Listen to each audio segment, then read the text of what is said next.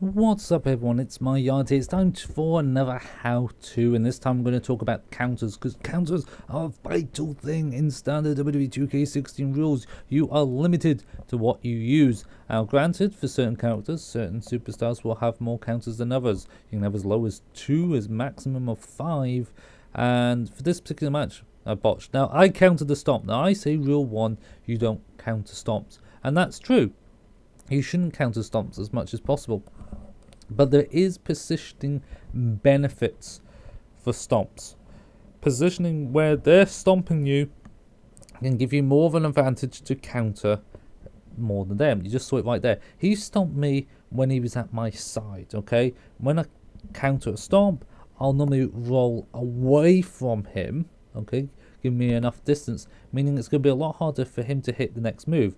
Whereas I just stomped him on the head, he countered, he was still a good distance away from me, and I just drop kicked him in the face. Gave me the advantage again.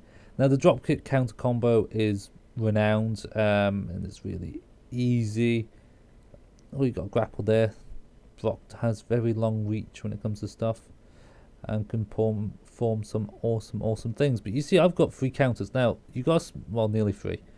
You have to wait. If your counterpart is about to hit, take the damage. It's better to gain a counter and then lose it straight after than getting so close to one and then essentially losing 2 counters.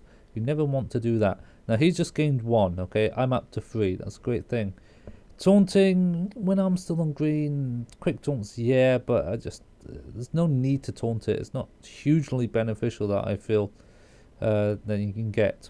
Strong strike, wheel kick, boom, stomped again at his feet. Again, he's near enough rolls and a good distance away, but rushes straight towards me.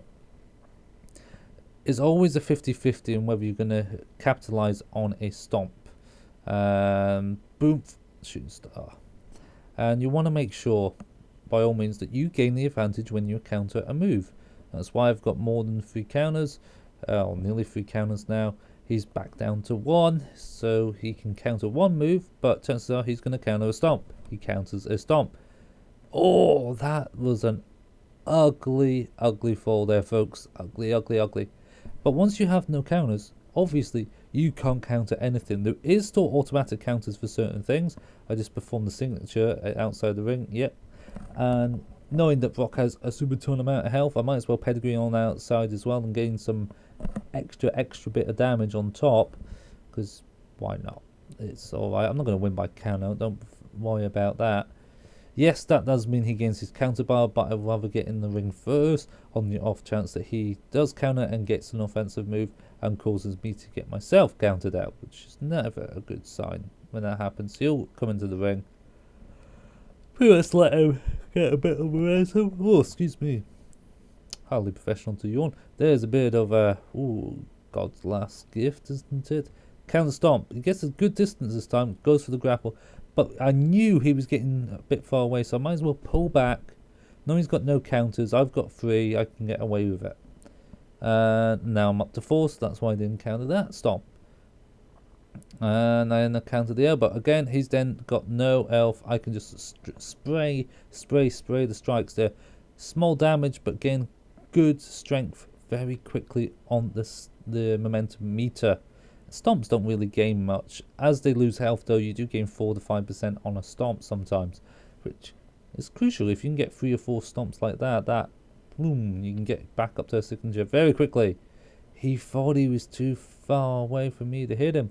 He'd be wrong. And with no counters, it means I can get away with stuff like that. Signature again, bouncing right into the gut for Seth. It's brilliant. I'm going to do a how-to or a guide of the 5 best superstars to win matches on WWE 2K16.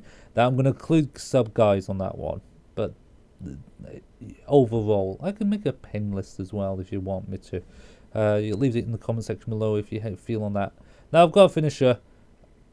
I feel that with him having no counters, he was going to sprint again, but he didn't. But I could easily just pedigree at this point.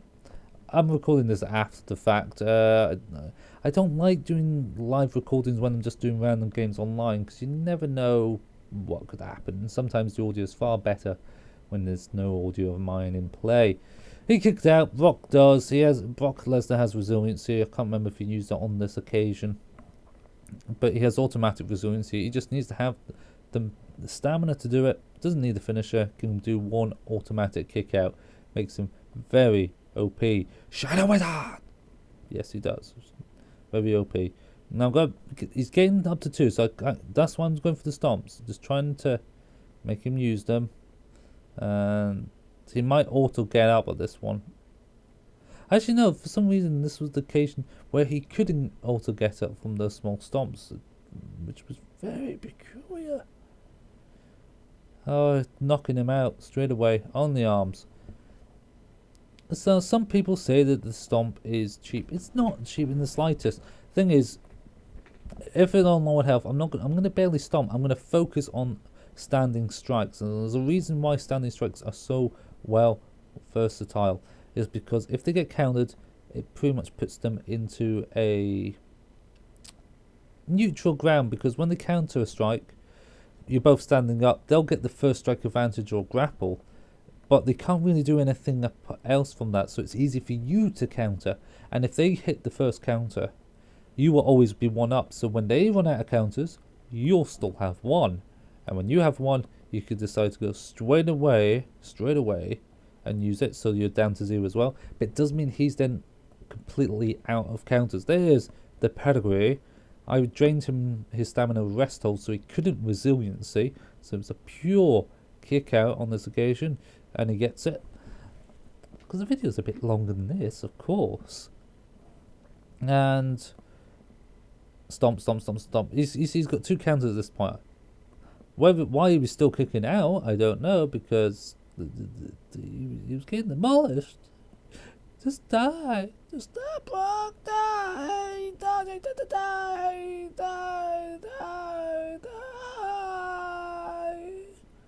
You know, die. And that's what it goes. Corner strikes are good as well. Any strikes form combination. Some superstars are a lot better for strikes than others. The Rock is actually pretty rubbish when it comes to strikes. Anyone that has a taunt as their 4th strike can really mess things up. The drop kick is counterable. It is a tiny bit cheap. I will happily admit to that. And only certain guys have it. Mainly the lighter superstars will have that maneuver. But again, if you counter at the right time, they can't stomp you. It's just all about positioning where they stomp. Simple as that. And if you can get away with that, you're good to go. So I'm stomping him near the middle, but I don't need to. He gets an automatic, but I have all my counters, so it's not like it's a huge deal. And you see the health difference. He's down to 0. I'm on plenty. Just lost a bar. He's taunting to get up to his first ever signature. I think he's going to see if I'm going to counter a stomp. I do. And I think he was going to go straight away to the sig. But again, because he stumped me in the stomach, not the head or somewhere like that. Well, I'm talking completely absolute beep now. Him stomping me in the gut means I'm more likely to get hit. And he was right. But he was just a bit too slow. Brock's animations can be slower than Seth's sometimes. That's what you want. So when you're the stomper, you want to hit their gut. You can get away with pretty much any body part if they're near the ropes, to be honest. But when you're on the ground, you want to make sure you hit from the head or the feet, so you get long distance away to make sure you can survive another day. You want to maximize your adjustments. You want to maximize your counters and maximize what you do with them. There we go. You get hit with a 3rd and final pedigree. Here's Brock Lesnar after all. You got any tips for countering? Leave in the comment section below. Avoid mid-move countering wherever possible, guys. It's not needed. Unless they're down to 0 again and you're on 2, then sometimes using a mid-move counter just totally gets them off their guard. And you can win with finishes on that thing. See you soon.